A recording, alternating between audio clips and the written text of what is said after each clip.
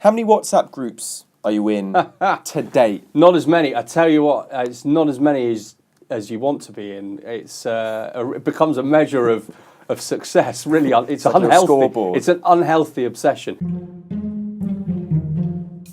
Hello, my name is James Frith. I'm the Labour Member of Parliament for Bury North in Greater Manchester. Now, you won your seat after standing for the second time, and you lost in 2015 by 378 votes. What was it like to lose by so few votes? It's the hope that kills you, and the expectation as well, frankly. It was a brave decision, others have said, to stand again in 2017. I was one of the few that did, but was delighted that I did.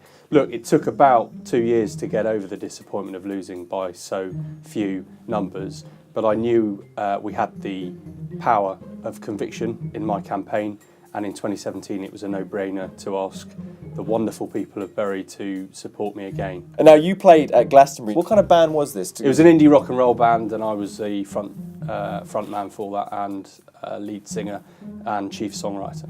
Now, there you were on the stage at Glastonbury. Yeah. What's the most memorable or funniest thing that you saw a crowd member doing?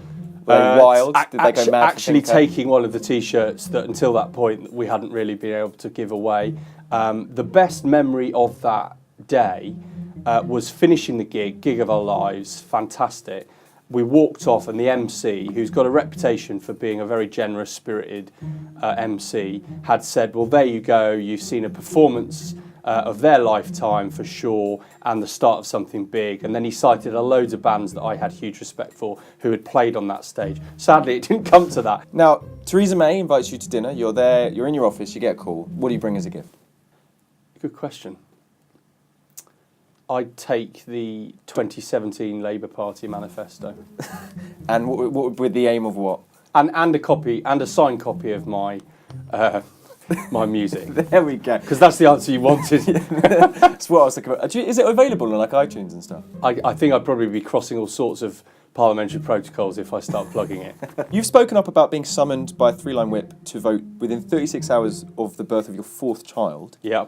Now, what's your reaction? Just talk me through. You got the call or the message saying three-line whip, you need to get over here. Fortunately, the relaxed parents that you are by the time you're expecting a fourth, we just said, right, come what may. But as days and days got closer, it looked like it was going to be a case of having to go and vote for Brexit rather than, as Bobby would be, Bobby's exit from my wife. So it was fortunately, it wasn't something that came to it. But it's something actually I am using in a series of reform suggestions that we're making as a new intake of MPs about proxy voting, because life sometimes needs to get in the way of your plans.